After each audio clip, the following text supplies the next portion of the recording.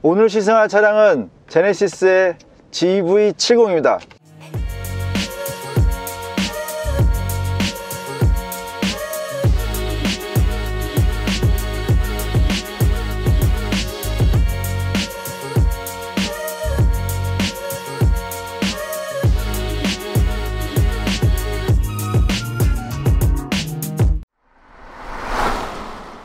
제네시스가 SUV를 선보이고 나서 드디어 제네시스가 SUV까지 세그먼트를 다양화를 시작하는구나. GV80이 나오고 나서 정말 디자인 대단하다. 근데 아쉽게도 그 처음부터 시작된 그 결함 문제들 좀 만들기 전에, 좀 선보이기 전에 조금만 더 테스트를 하지 라는 아쉬움이 있을 정도로 처음에 선전과는 다르게 활약이 좀 퇴색되는 그런 느낌이 있었습니다.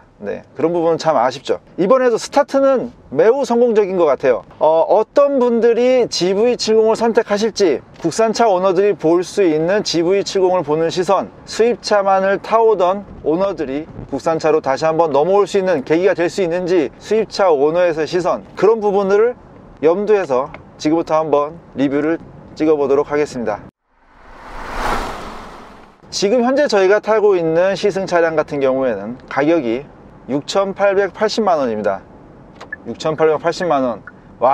진짜 그냥 X3, GLC, GLB, Q5 할인까지 받는다면 구매 선택할 수 있는 차량들이 매우 많습니다. 매우 많아요. 진짜 국산차로 돌아온다면 K9 아예 대형급으로 넘어갈 수 있는 가격이기도 하고요. 수입차와 대등한 선에서 경쟁을 해야 되는 가격입니다. 하지만 선택의 여지가 굉장히 많습니다. 옵션을 어떻게 하냐에 따라서 5천만원대의 가성비 갑의 GV70을 만들 수도 있죠. 그리고 현재 시승 차량처럼 6,880만원으로 옵션을 모두 넣게 되면 경쟁 모델이라고 할 수 있는 수입차들은 선택할 수 없는 그런 많은 옵션들이 들어가 있고요. 하지만 높아진 가격만큼 아무래도 소비자들 입장에서는 더 냉철하게 이 차량을 평가하고 비교하고 할 수밖에 없는 거죠. 이제 GV70을 선택하게 된다면 먼저 선택해야 될 게 파워트레인. GV70에는 디젤, 2.5 가솔린, 3.5 가솔린 세 가지 파워트레인을 적용하고 있습니다. 하이브리드까지 넣었다면 참 좋았을 텐데, 그렇죠? 저 같은 경우에는 SUV 하면 역시 디젤이다 이렇게 생각을 하고 있는 사람입니다. 차를 몰아보면, 지금 시승차처럼 이렇게 기름이 꽉 차 있는 차를 몰아보면 확실히 디젤보다는 역시 가솔린이 조용하고 편안하고, 그리고 파워풀한 면에서도 더 월등한 그런 부분이 있거든요. 그럼 디젤과 가솔린 선택을 이제 하셨다면 그 다음에 이제 2.5를 할 거냐 아니면 3.5의 고성능 엔진을 선택할 거냐, 이제 이 부분이거든요. 현재 2.5의 시승 차량을 주행을 하면서 한번 이야기를 나눠보도록 하겠습니다. 2.5 터보 엔진 같은 경우에는 경쟁 모델들이 2.0 엔진을 사용하는 거와 비교했을 때 일단 더 높은 CC라는 거, 그럼 좀 더 높게 볼 수 있는 거 아니야? 라는 측면에서도 좋고요. 일전에 저희가 스팅어를 시승했을 때도 그렇고, 그 다음에 소렌토를 시승했을 때도 그렇고 만족도가 굉장히 높습니다. 만족도가 이전과는 확연히 다른 그런 성능을 보여준다는 점에서 좀 높게 평가할 수 있는, 이렇게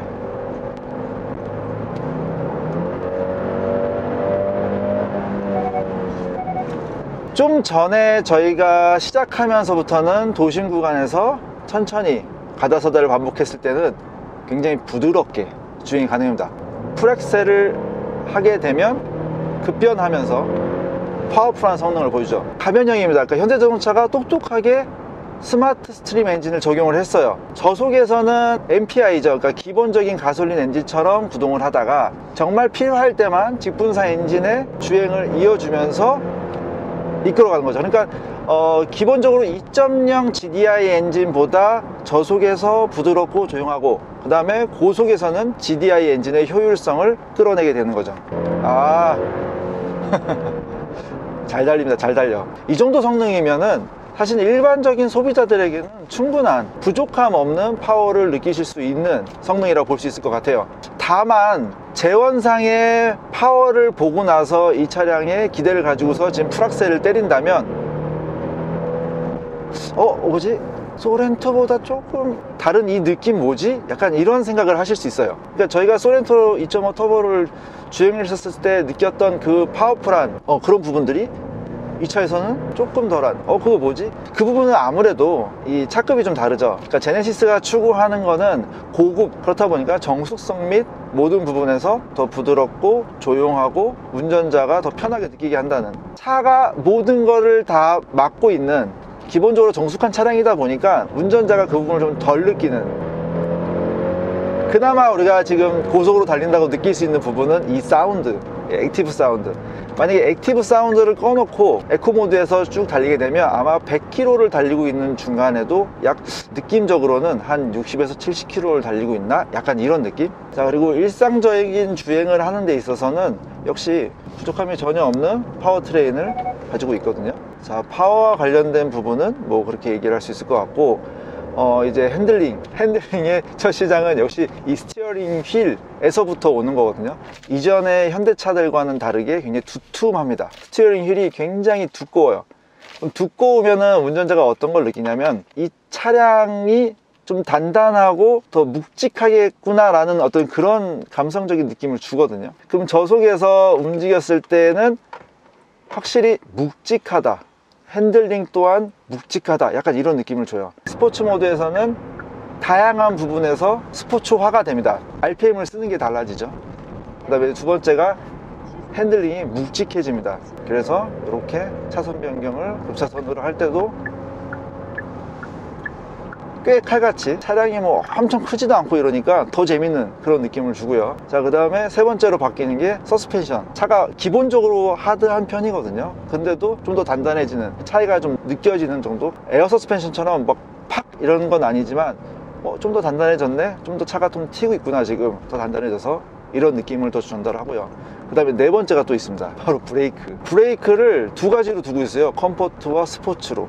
브레이크는 뭐 제가 지금 체감을 못 하겠어요. 왜냐면 급가감속을 한 거나 또는 가감속을 지금 계속 하면서 서킷을 달리거나 이런 게 아니니까 뭐 어떤 차이가 있는지는 모르겠지만 끝까지 쥐어짜면서 할 수 있는 그런 부분이 더 재밌어졌다, 이렇게 볼 수 있을 것 같습니다. 다섯 번째입니다. 바로 이 시트입니다. 시트. 에르고 시트를 적용하게 되면은 가격이 무지 올라가요. 무지 올라가는 대신에 마사지 기능이 들어가고요. 그 다음에 바로 이 사이드볼, 이 시트의 사이드볼이 확장이 되면서 제 좌우 옆구리를 잡아줍니다. 자, 그럼 이제 일상 주행 부분에 대해서 한번 살펴보도록 하죠. 대부분의 상황은 그냥 일상적인 주행을 하는 상황이잖아요. 그러면 바로 이렇게 에코 모드로 바꿔야죠. 예. 뭐 당연하겠지만 전체적으로 다 이중접합이에요. 뒷유리까지. 창문만 올리고 내렸는데도 벌써 감성이 다릅니다. 그러니까 전체적으로 고급차예요. 고급차의 느낌이 굉장히 강하고 확실히 더 조용하고 더 정숙한 느낌. 세상 조용하고 이래서 가솔린 타고 좋은 차 타는구나, 이런 느낌이 강합니다. 그럼 여기서 좀 의문이 드는 게, 그러면 GV80과는 어떤 차이가 있을 것인가? 왜냐면 분명히 아까 전에 초반에 제가 가격 얘기할 때 그런 생각하신 분도 계실 거예요. 아니, 그 돈이면 차라리 GV80 깡통을 사는 게 낫지 않을까? GV80은 똑같은 정수성에 플러스 차체가 크잖아요. 크고 묵직하고 이보다는 컴포트한 서스펜션이 있다 보니까 승차감이 좀 더 좋습니다. 승차감 조금은 더 작고 컴팩트한 차량이잖아요. 그러니까 지금 노면의 상태를 좀 더 제가 더 많이 알 수 있어요. 하지만 정숙함만큼은 GV80과 같은 MVH를 가지고 있다, 이렇게 볼 수 있을 것 같아요. 정숙성만큼은 단연 가장 좋지 않을까, 뭐 그렇게 생각이 듭니다. 그럼 여성 운전자들 같은 경우에는 체크를 해 보셔야 될 게 뭐냐면, 바로 이 핸들의 두께가 아까 전에 다이나믹한 운전을 할 때는 감성 마력을 높일 정도로 굉장히 묵직하고 좀 좋다고 했는데, 다소 무겁게 느끼실 수도 있고 이 직경이 좀, 이 그립감이 좀 부담스러우실 수도 있어요. 전시장 가셔서 한번 보시면 될 것 같고요. 좀 전에 그 승차감에 대해서 말씀을 드렸는데, 그럼 이 승차감이 조금 안 좋은 거, 그럼 가변형 댐퍼를 돈 주고 꼭 해야 되느냐? 많은 유튜버들과 많은 리뷰어들이 GV70은 5천만 원대 옵션으로 만드는 게 가장 가성비 갑이다, 이런 얘기를 많이 하는데, 승차감이 가변 댐퍼를 하지 않으면 많이 안 좋아져요. 많이 안 좋아지기는 하는데, 그나마 그거를 상쇄할 수 있는 부분은 따로 생각해보면 인치수를 줄이는 겁니다. 18인치를 적용하게 되면 22인치를 장착한 현 상태보다 컴포트한 승차감을 좀 느낄 수 있지 않을까, 이렇게 생각합니다. 물론 제가 지금 18인치를 경험해 보지는 않았어요.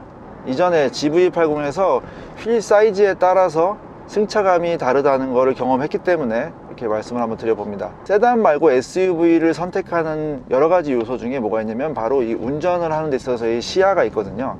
소형인데도 불구하고 그래도 차체가 좀 높아서 좋은 시야를 확보를 할 수가 있습니다. 자, A필러 옆에 쿼드 클래스를 보시면은 저렇게 삼각형의 쪽유리가 있는 거 보이시죠? 그 옆에 상황을 확인할 수가 있어요. 그 이유는 바로 사이드 미러가 도어에 붙어 있기 때문에 가능한 거거든요. SUV가 갖는 전체적인 좋은 시야 플러스 이런 부분들까지 해서 운전을 하는 데 있어서 굉장히 좀 편안하다, 뭐 이런 부분들을 좀 강점으로 볼 수 있을 것 같아요. 운전 중에 제가 지금부터 온도를 조절해 볼게요. 자, 온도를 돌리면 돼요.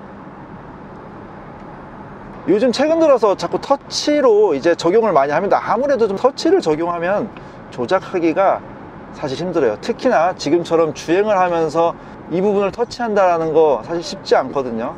이렇게 터치에 햅틱이 들어가는 건 물론 그랜저에도 있습니다. 근데 확실히 햅틱이 들어간 거와 아닌 거를 놀랄 정도로 크게 생각을 하셔야 돼요. 자, 이것뿐만 아닙니다. 왼쪽에 이건 보세요. 이건 터치 같지만 터치 버튼입니다. 터치 버튼.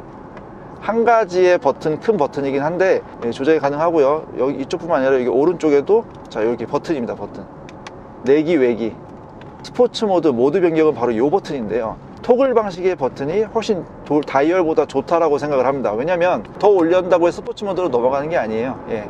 그 다음에 쭉 내리면 다시 그냥 커스텀이나 스포츠 모드까지 쭉 내리게 되는 거죠. 자율주행과 관련된 주행 보조 장치에 대해서도 이제 살펴봐야 되는데, 제가 좀 전에 리뷰를 하기 위해서 지금 눌러 놓은 상태거든요. 이렇게 가면 다시 이렇게 지금 보시죠? 알아서 돌려주는 거.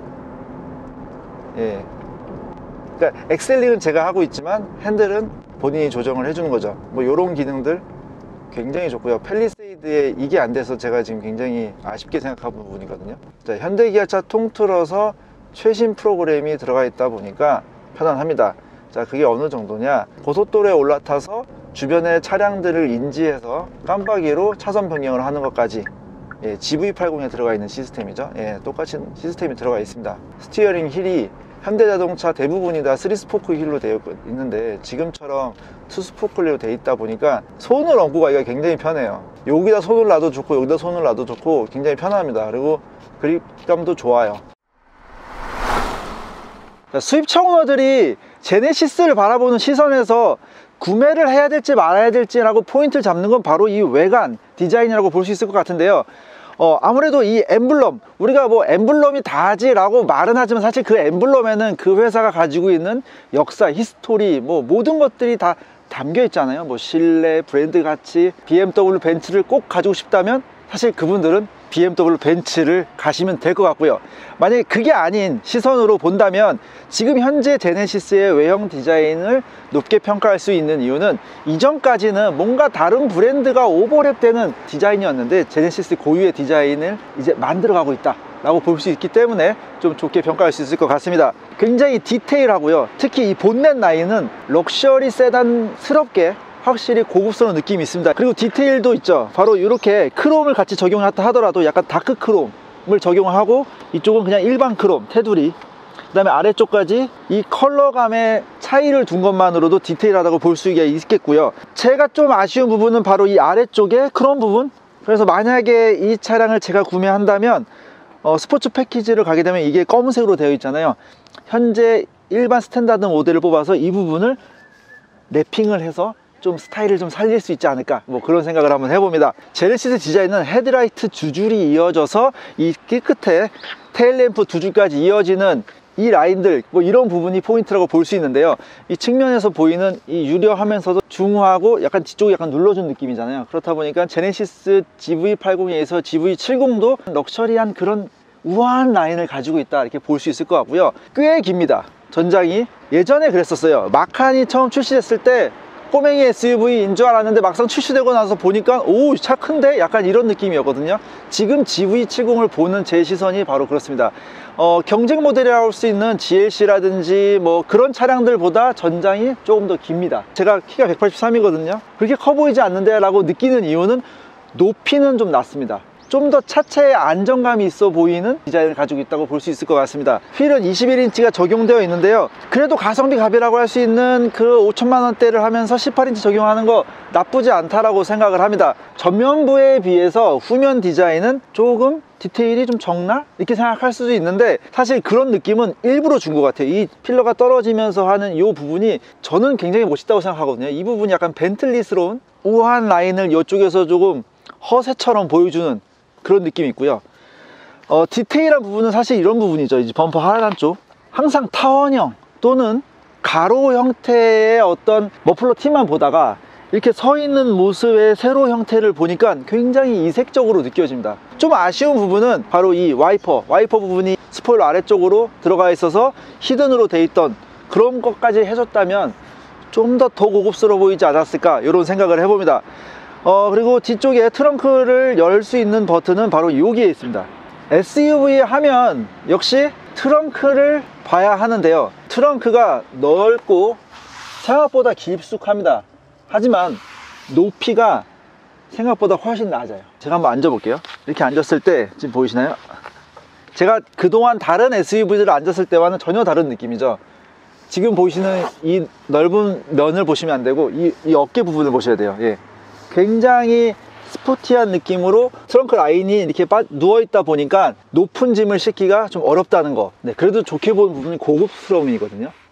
이 측면까지 전부 다 이렇게 다 씌워져 놔서 어떤 짐을 놔도 딸그락 소리가 덜 날 것 같고요. 굉장히 마감을 신경을 쓰는 느낌이 강합니다. 바닥면이 높기 때문에 좀 아쉬울 수는 있지만 그래도 SUV잖아요. 이렇게 사용하면 되죠. 이렇게. 그래도 어느 정도의 높이를 가지고 있는 짐들을 넣을 수 있는 공간이 됩니다. 자, 2열에 먼저 탑승을 했습니다. 수입차와 비교를 하거나 했을 때 국산차의 장점이라면 바로 2열에 리클라이닝을 볼 수 있거든요. 마찬가지로 여기까지 리클라이닝이 가능합니다. 이 부분까지. 그러니까 보통의 수입차들이 X3날 보면 이렇게 서 있죠. 그렇죠? 여기서 이만큼까지 리클라이닝 가능하다는 거, 이거 차이가 큰 게, 이 상태는 자기가 조금 애매해. 하지만 여기서 요 정도 넘어갔다고요. 몸의 지지, 그러니까 중심축이 뒤로 넘어가서 훨씬 더 안정적인 느낌을 줍니다. 그렇기 때문에 좀 더 편하게 앉을 수 있는 아주 작은 각도이지만 차이는 크다, 이렇게 볼 수 있을 것 같고요. 확실히 내장재가 고급진데, 저는 만약에 GV70을 선택한다면 실내를 블랙으로 하지는 않을 것 같아요. 이 너무 화려한 이런 패턴이나 디자인들, 엠보싱이 좀 죽습니다. 2열에 제공되는 것도 보급형 차량들과는 큰 차이가 있는데요, 공조장치 부분 또한 차이점이 있습니다. 열선 뿐만 아니라 통풍까지도 선택하실 수 있다는 거. 자, 그 아래쪽으로 USB 소켓이 2개가 준비되어 있고요. 그 다음에 오른쪽으로 보면은 220V 사용할 수 있는 아웃도어 패키지를 선택하면 선택되는 부분도 있습니다. 그 다음에 암레스트인데, 암레스트의 크기나 이런 것들은 뭐 차량의 어떤 사이즈와 다 똑같은 것 같아요. 근데 좀 아쉬운 부분은 이런 테두리를 이쁘게 디자인한 거는 좋은데, 이 안쪽에 고무 패드 하나만 깔아줬어도 좋지 않았을까, 뭐 이런 생각이 듭니다. 예, 소리 들리시나요? 뒷좌석에서 이 소리 계속 나면 저 같은 경우는 운전할 때 너무 신경이 쓰이거든요. 뒷좌석에서 보는 앞좌석 1열의 어떤 디자인, 센터 페시아의 디자인, 정말 훌륭합니다. 훌륭해. 신선하다, 이런 표현이 맞는 것 같아요. 그러니까 팰리세이드가 그러니까 팰리세이드보다 원래 넥소가 먼저 선을 보였었는데 일반인들이 사실 보기 힘들었다 보니까 팰리세이드의 센터 페시아 디자인을 처음 봤었을 때 현대차 같지 않고 정말 처음 보는 디자인이다, 이러면서 굉장히 디자인에 대해서 좋은 평가를 받았는데, 지금 GV70을 보는 제 시선이 그렇습니다. 이런 디자인 현대차에서도 본 적 없고 다른 데서도 본 적 없는 디자인을 신경 쓴 부분이 더 부각돼서 보이는 것 같습니다. 좀 이색적으로 보이는 거는 아까 운전 중에 이런 부분은 제가 설명을 드렸고, 여기 왼쪽에 보이시는 거, 이거 보이시나요? 이 부분이 이렇게 지문이라고 합니다. 지문을 인식해서 사용자에 맞는, 그 다음에 또는 권한 부여를 선택할 수 있다는 거, 이런 부분은 저는 처음 보는 것 같고요. 네, 여기도 한번 싹 보시면은 홈 버튼과 메뉴 버튼이 있어서 홈 버튼 눌러서 좌우 이렇게 돌려도 돌아가지만, 제가 이렇게 손으로 오른쪽으로도 이렇게 갈 수가 있습니다. 컨트롤러가 이렇게 동작할 수 있다는 거 보시면 되고요. 정차 중에는 터치라는 게 편하고 주행 중에는 이렇게 자세 잡고서 이렇게 다이얼로 편하게 조정할 수 있다, 이렇게 보시면 되고, 그 부분들이 깔끔하게 디자인이 잘 되어 있다, 이렇게 보시면 될 것 같습니다. 그리고 이렇게 올리면 안쪽으로 무선 충전을 할 수 있게끔 되어 있고 충전 포트도 지원이 됩니다. 컵홀더는 이렇게 오른쪽에 되고요. 자, 지금 보시는 이 게토레이 병이 좀 그래도 큰 편이잖아요. 꽉 맞춰서 들어갈 수 있을 정도. 그러니까 이거보다 좀 더 큰 텀블러는 넣을 수 없겠죠. 이런 부분이 이렇게 마감이 잘 되어 있는 게 고급스럽고, 이렇게 사선형으로 디자인된 부분도 상당히 고급스럽죠. 에르고 시트를 좀 보셔야 될 것 같아요. 제가 따로 선택은 안 할 것 같은데 소개는 해드려야 될 것 같아서, 시트를 이렇게 지금 제 손 대면은 이렇게 지금 움직이는 거 보이시죠? 제가 어디를 대고 있는지. 자, 등받이 각도 뭐 이런 거 떠나서 바로 이 부분이죠. 스트레칭, 마사지. 그러니까 마사지 시트를 원한다 하시면 선택을, 스포츠 모드에서 나의 이 사이드 볼을 좀 더 잡아줬으면 좋겠다 하면 이 옵션을 선택하시면 됩니다. 지금까지 GV70을 리뷰해 봤습니다. 여러분들도 제네시스 홈페이지 가면은 나의 차량으로 옵션을 적용해 볼 수가 있거든요. 그렇게 해서 내가 원하는 옵션을 넣었을 때 어떤 모습의 제네시스 GV70이 되는지 한번 확인해 보시면 좀 재미있으실 것 같아요. 앞으로 결함 없이 좀 선전했으면 좋겠습니다. 지금까지 시청해 주셔서 감사하고요. 저희 다음 영상도 기대해 주십시오. 그리고 영상이 도움이 되셨다면 좋아요와 구독도 부탁드립니다. 감사합니다.